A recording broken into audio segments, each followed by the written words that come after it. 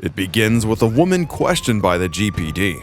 Behind yellow tape, she admits that a man tried to stab her. After following her from the Iceberg Lounge, he tugged at her purse while brandishing a knife. They take note of her statement, planning to ask the lounge about the incident next. Someone nearby heard the woman scream at 12:20 a.m., so they assume that's when she was attacked, but she says no. Dark makeup smudged from crying, she reveals it was because he showed. A man saved her and she screamed when she saw Batman cloaked in darkness, rain dripping down his costume highlighted by red lights. Late night, an elderly neighbor asks her neighbor as he's entering his apartment. He agrees, saying he's been clocking overtime at the docks. She's glad it means he isn't using drugs, referring to him as Lenny. He assures her he never touches the stuff and goes inside. Tossing his bag on his couch, he recaps his night's events. He stopped an arson, saved people from robberies, and took down a heroin dealer. His wall is lined with connections and maps, all trying to track the Joker and his criminal movements. Though he's been productive, there's still been no headway on the clown. Jason has run into the Joker a few times, but he remains at large. He reflects on how it's been weeks since he split from the others, not wanting to interfere again. He just wants to stay anonymous and work on his own, focusing on his mission. A police radio plays nearby while he repairs a gadget. Bruce works diligently while another Batman stands behind him. He reflects on how he's not reacting anymore but taking action first. The other agrees with that change in plan. Bruce is a manhunter, he points out, ready to go at any moment. A scanner goes off nearby with the code 720, which the police had created for the Joker, and Bruce's ears perk up at that. Planning to end the Joker this time, he stands from his desk with the other Batman looming close. He's coming for him, and others with him. He stuffs his bag, the picture of the Joker on the wall taunting him all the while. In the rainy night, the sky looks painted red from the lights. The shadow of Batman grows nearer on the side of the building where the incident occurred. Two shocked police officers investigate while Bruce climbs inside the crime scene to join. Without hesitation, he forces the balcony doors open, rain sluicing down his suit. The officers look at him but say nothing. There's a trail of blood on the floor as Batman gets closer, passing through them like he belongs there. A man's held up with strings to create a bat-like shadow, and bats are nailed to the floor around the spotlight around the deceased man. His name was Wilfred Lohmüller. Inspecting this gruesome scene further, they notice a doll strapped to his chest, and on the ground the bats aren't arranged haphazardly. There's a meaning to them. The bloody N represents north, indicating it's a map.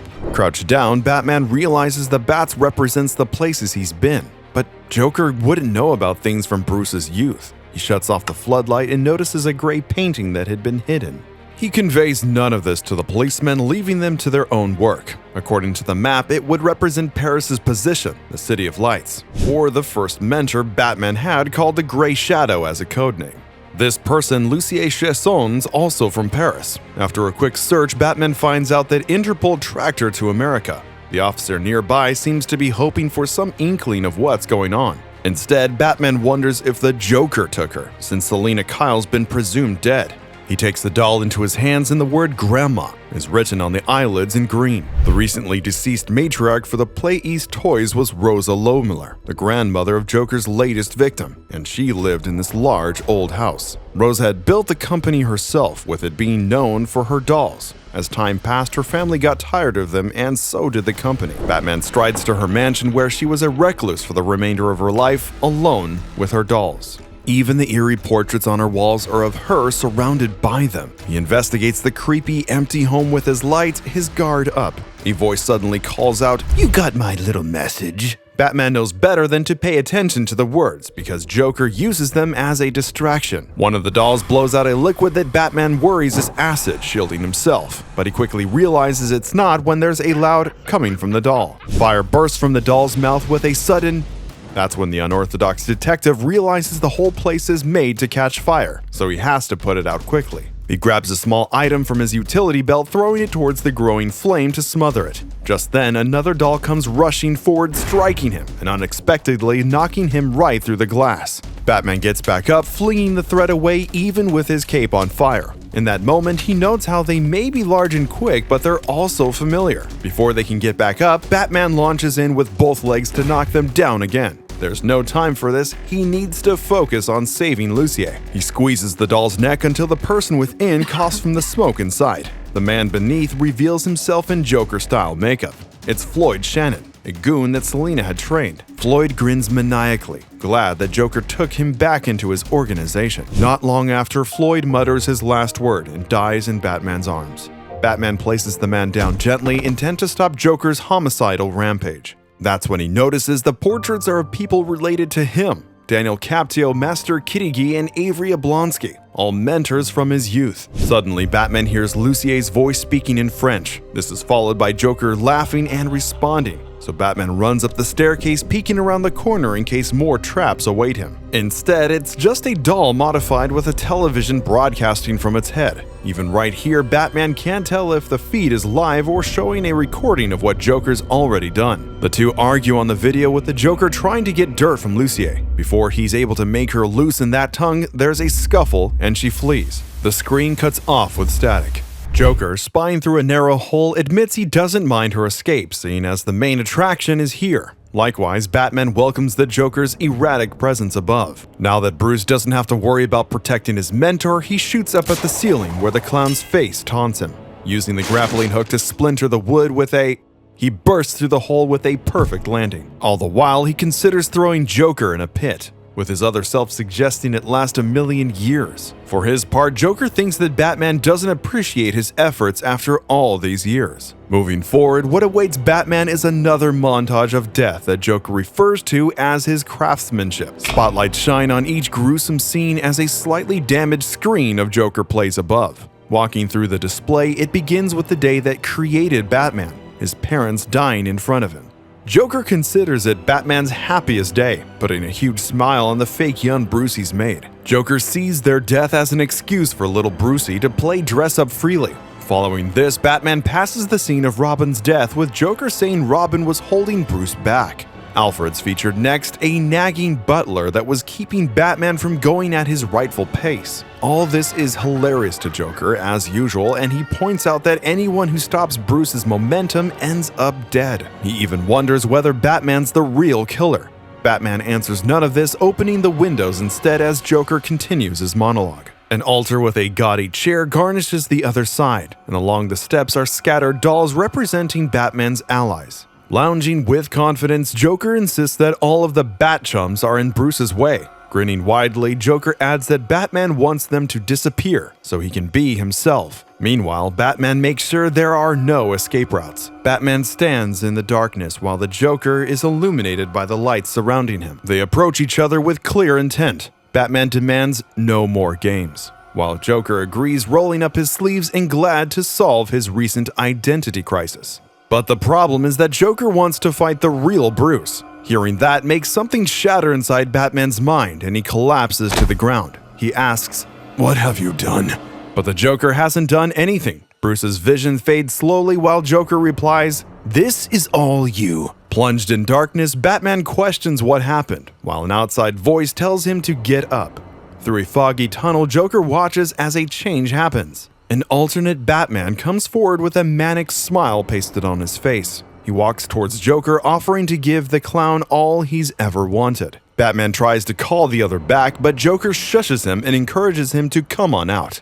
With a smile rivaling Joker's madness, this other Batman wastes no time sending Joker flying through the air. The same anger Bruce had earlier wanting to end Joker's murders is unleashed. With red-stained teeth and hands bloodied from the hit, Joker approves of this turn of events. Internally, Bruce fights to regain control, drowning in blackness. A mob of Batmans from different worlds tell him who's in charge, and it's no longer Bruce. Joker picks himself up, ready to have the real Batman unleashed again. The Clown Prince wipes away the blood with a smile, but the Batman in front of him tells him to shut up, not wanting to hear a word. Seeing the look in his eye, Joker announces, "I'd better run then." In his mind, the Batmans surrounding Bruce are all Zur and R, but variations. The one in front reminds Bruce that they can all hear his thoughts as well, seeing as his Zur invited all of them to join. Adam West's Batman grins behind the one speaking. He questions why they need to combine their strength, and Michael Keaton's Batman has an unpleasing smile as he explains their plan to make the world safe. Another variant chimes in explaining that after helping Bruce's Zur, they will all solve crimes where they're from. As they get closer, pointing out the flaws in Bruce's family, the scarred Batman explains that all he needed was an army of yourself. Back to reality, Joker cackles while continuing to run. Zur Batman follows behind as Joker launches traps he had previously set. Daggers go flying through the air and a spiked fist comes after. Batman can stop some of the traps, but a few slice him and then the flames shoot out. Joker tells him he's relentlessly predictable as the floor burns. Batman leaps into the air, not stopping his chase. He breaks through a window to avoid more injury. Once outside, he launches his bat rope and swings to a safer part of the mansion. Down below, Lucie's watching her apprentice, hidden in a tree. With renewed vigor, Batman smashes back in and right into Joker, who has no time to dodge. Zur punches Joker mid-laugh, his fist coming back bloody as he promises, "It ends now!" Internally, Batman hasn't given up, confronting the army about their plan. He knows they will rely on violence and intimidation, but they remind him that he's always known what it would take to ensure safety. Bruce hides his thoughts, letting them speak. One of the variants slides out a battering, Bruce knowing all too well he can't win against an army of himself, stripped of humanity. Bruce creates a smokescreen, kicking the closest ones away. Lucie scales the side of the house, hearing the fight inside. Zur's glove is drenched in Joker's blood as he hits him repeatedly. Joker continues to taunt him, with Batman considering snapping the clown's neck just right instead of killing him. He chokes the villain, making him gurgle on his own blood. But Joker blasts Zur in the face to catch his breath. Beaten but not broken, Joker dashes away, admitting his love for their fight. Bruce coaches himself, punching and chomping at the variants. He reminds himself they are not alive, dodging and shooting his grappling hook to get them away. One manages to get to him, drawing blood with a hit. At the same time, Zur's mask is splattered with Joker's blood. Lucie calls for him, not sure if it's him. She speaks in French, carefully reaching out a hand. Zur recognizes her, and Bruce struggles against the mob to help her. At last, she grabs Batman's arm, wondering why he's changed so much. Zur only says he's stronger than when she knew him. Bruce is pummeled internally, fighting to keep Lucie from being hurt. Touching his cheek, she doesn't give up. She knows he had a darkness before, but not this bad. Zur dismisses the comment, saying she's just a thief, and he won't take advice from criminals. Batman grips her wrist while inside Bruce screams her name, still drowning in the army. Before she can be hurt, Batman falls back with Lucie cradling him gently. Free for a moment, Bruce urges her to run from here. Between the Joker and the army, she'll be killed. Looking down at him fondly, Lucie reminds him that he's never trapped, and even when he is, he can simply make a new way out. Bruce struggles against himself, teeth clenched. He's being dragged back to the fight from before. Despite her small frame, Lucie helps him up as he tries to tell her to leave again. But it's too late. Zur's in charge again, standing in front of her menacingly. Instead of attacking, he runs towards where he left his prey. Bruce is hit back down, with a variant offering a solution for their discord. Bruce lies beaten, surrounded by them. The leading variant suggests he let them use him, seeing as their goal is the same. He extends his arm, offering to work together for an end to crime. Bruce looks up, blood running from his nose, seeing nowhere to hide. And yet, this is his body and mind. Lucie was right about him. Bruce's eyes release a blinding light, and all the surroundings start to resemble an M.C. Escher painting. Staircases connect to walls, ceilings crumble, touching floors, doors warp at Bruce's will. This is his memory palace, where he stores images he's seen. Bruce rushes away, with all the confusion going as fast as he can. The leader bellows for them to find him. Joker cackles, running down a staircase. He suggests they start phase 2, but before he can get far, a bat rope trips him to the floor. The clown falls face down, and Zur already knows what's coming for Joker. Using his full body weight, Batman jumps on Joker's spine, ready to finish this. Among fragmented images and memories, Bruce holds 2 knives, hiding from the group looking for him. He reminds himself that he's in charge, not them. Meanwhile, Zur has Joker held up, dangling limply. The blaze grows behind them, and Bruce kicks a variant away, fighting for control just as much as Zur. One Batman playfully launches a shield against Bruce's attack, making the weapons bounce away. Another is covered in smoke, unable to get close. Imagining himself winning so he can even the playing field, Bruce creates an anti-bat shield razors to counter. It works, but another variant launches acid capsules next. Luckily, Bruce has more agility, weaving and kicking the man behind his head. A monstrous variant throws Bruce across the room, his long claws and fangs ready to attack. This place collects all the information he needs for easier recall, and in places he knows most well. He crawls away from the beast, noticing changes in his palace with core memories still the same. Zur holds the Joker up, not unlike what Bane did to Batman, flames spreading wildly at their back. Bruce, meanwhile, remembers his dad and his Christian values. In this room, he kept a Bible, and Bruce uses it to make the variant hiss. Zur drops Joker onto his knee with a sickening. Bruce's control weakens, the stronger variant coming face to face with him. Against the others, he was fine, but this one knows he's in control. His large frame and balled fists greet him, but Bruce refuses to back down. He swings with his whole body, but Batman predicts it. In the real world, Joker seems lifeless, no longer raucously laughing. Bruce's opponent calls him an amateur but misses his swing. Bruce elbows the Batman, accusing him of only being a Batman with nothing deeper.